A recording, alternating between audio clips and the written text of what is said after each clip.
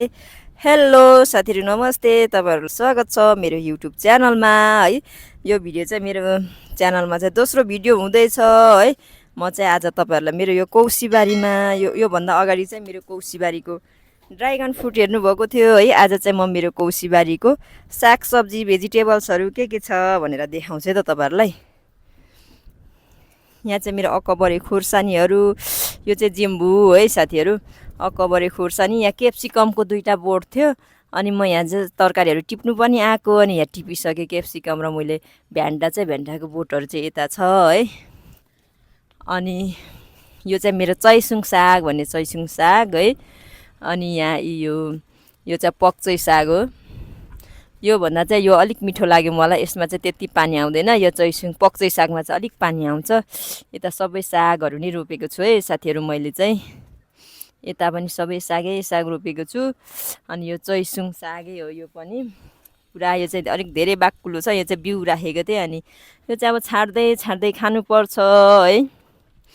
यता पक्चै सागहरू, अहिले सिजनको साग, अहिले त अब रायो साग हुँदैन होइन साथीहरू। यो पक्चै साग चैसुङ सागहरू नै हुन्छ, तिनीहरू नि रोपेको छु मैले चाहिँ है। अनि यतातिर खुर्सानी भेन्डाहरू पनि लगाएको छु। यहाँ देख्नु सक्नुहुन्छ मैले चाहिँ यहाँ करेला पो भन्दो रहेछु, क्युकम्बर काँक्रा पनि रोपेको छु। कतिको फल्दो रहेछ हेरौँ अब फल्छ फल्दैन। अनि मेरो यता चाहिँ यहाँ चाहिँ तितेबिनहरू पनि छ, यिनीहरू पनि टिप्नु पर्ने। यो चाहिँ मेरो पुरानै बोट हो, पुरानै बोटमा नि मजाले फलिराखेको छ, टिप्ने बेला भएको रहेछ। त्यो पाकेपछि टिप्नुभन्दा यस्तो अलिक बेलामै त्यो अलिक रातो भएपछि टिप्नुभन्दा चाहिँ नपाकी भन्दा चाहिँ अहिले अलिक छिप्पिएपछि टिप्यो भने मिठो हुँदो रहेछ।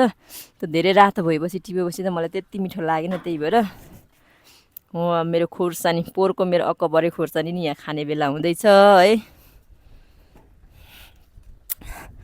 अनि यो अर्को साइडमा चाहिँ यतापट्टि चाहिँ मेरो पक्चै सागहरू अस्ति टिपेर खाइसकेको, बुढो भइसकिसक्यो। अब यो चाहिँ एकचोटि टिप्नुपर्छ अनि उखेलिदिनुपर्छ अनि फेरि अरू सब्जीहरू रोप्नुपर्छ है साथीहरू।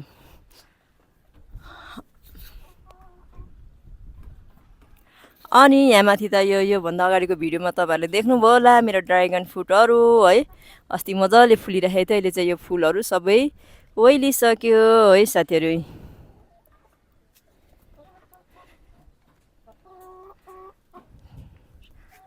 ओइलिसकेको छ है। यो चाहिँ अस्ति हुँदै नफुलेकोहरू यो पनि ओइलिसकेको छ है। ल साथीहरू, मेरो चाहिँ कौसी खेती अहिले यस्तो छ है। तपाईँहरूलाई म सरर एकचोटि देखाउँछु है त। मैले चाहिँ लहरे राखेको छु कुना है, यसरी बनाएको छु। अनि यो छाना चाहिँ मैले अब असारको सिजनमा त पानीले पिटिराख्यो भने त सागहरू त हुँदैन नि त साथीहरू, त्यही भएर मैले चाहिँ अनि यहाँ माथि छाना पनि बनाएको छु। छाना बनाएर प्लास्टिकहरू लगाएको छु, यसरी छ है। यस्तो छ परसम्म है साथीहरू। यता अब यो चाहिँ साग सब्जीहरू भेजिटेबल छ। यो अर्को साइडमा चाहिँ यस्तो छ, अहिले त्यति राम्रो छैन। अनि यता साइडमा चाहिँ यो ड्रागन फ्रुटहरू लगाएको छु है। ल अब चाहिँ म यो साग सब्जीहरू टिप्नु पर्ने हुन्छ है, साग सब्जीहरू टिप्छु।